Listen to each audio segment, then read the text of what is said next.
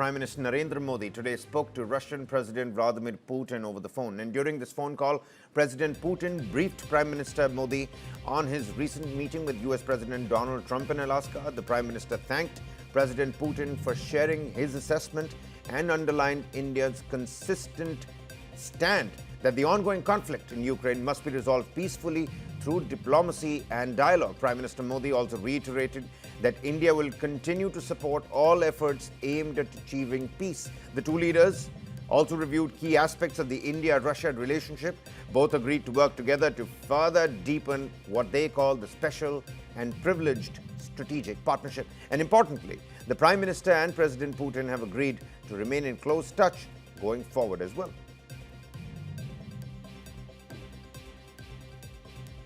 Kartikeya Sharma, Deputy Managing Editor, News9, joining us here on the broadcast here. Kartikeya, how does one look at these developments even as Wang Yi arrives in the national capital? Vladimir Putin dials Prime Minister Modi. Prime Minister Modi tells the world about it, and he starts with that post saying, "Thanks, my friend Putin." What does this mean in terms of global realignment that we're looking at? I think it's important because Putin himself called Prime Minister Modi. So, President of Russia calling Prime Minister Modi and discussing what happened in Alaska summit tells us about the stature of India, that India is considered as a valuable ally by Russia, one. Secondly, I don't think it was incumbent on Putin to speak to Prime Minister Modi and then release the transcript as an official confirmation that the conversation has taken place, which has been done now because both of them spoke about other bilateral issues. They reaffirmed their strategic partnership, and on top of it, India also chose to say that we are committed to the peaceful resolution of the conflict. So in a way, it's a message to the United States of America that the Russians have kept India in loop when it comes to talks in Alaska. Though Alaska has not been a great success for Trump, but Putin has been able to maintain red line. He has been able to tell West what the Russian red line is all about.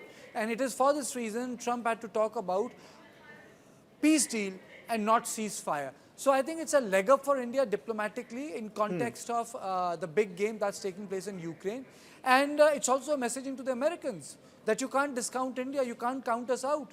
If you're not willing to brief us on Ukraine, then the Russians will. And it is for this reason, I would say that this conversation is very, very important. And secondly, if there is an all-weather friendship of Pakistan and China, then this is also like a pakki dosti between New Delhi and Moscow. Absolutely. And whilst we're looking at these developments, pertinent points that you've raised over here, Kartikeya, help us also understand what must be going on in the minds of the Republican administration in the White House. Many were saying that in Alaska, Kyiv was not present on the table, but then the BRICS nations were also closely monitoring that particular summit, the Alaska Mega Summit. With the BRICS nations and, this latest phone call, can one say that the glue is strong between these nations? Yeah, apart from the glue, the fact is there is a historical relationship. In 1971, it was because of the Russian support or the Soviet Union support that India was very well able to manage the 7th Fleet, which was deployed by Nixon. Not only that, you had Russian submarines in Bay of Bengal, but that is like 40 years ago, 50 years ago. But the fact of the matter is that again, Russians have proved themselves to be dependable defense partners to us, and this is despite the fact that India has moved towards the West. We have become signatories to Quad, geopolitical situation has changed, Russians have become closer to China. In fact, Chinese have become the bigger brothers or the bigger partners. But in this world in which Trump is desperate to prove his point, but then Putin and Xi Jinping now are the leaders forever, they can choose to be in office till whatever time they want. India, in a way, by this conversation, has proved a point that they're still in the middle of the game. And the Americans can't just dictate terms like that. Though India has not retaliated, publicly objected, but we have decently protested in a way that does not disengage us from the American state because the presidency is fleeting, another 3.5 years for Trump. India has a deeper engagement with American society and economy. Right. So it's a different ballgame. But for now, I would say it's a game up for India. Absolutely. And Kartikeya, before we let you go, the midterm polls in the United States, Donald Trump focused on that as well. But Chinese Foreign Minister Wang Yi, he's in India.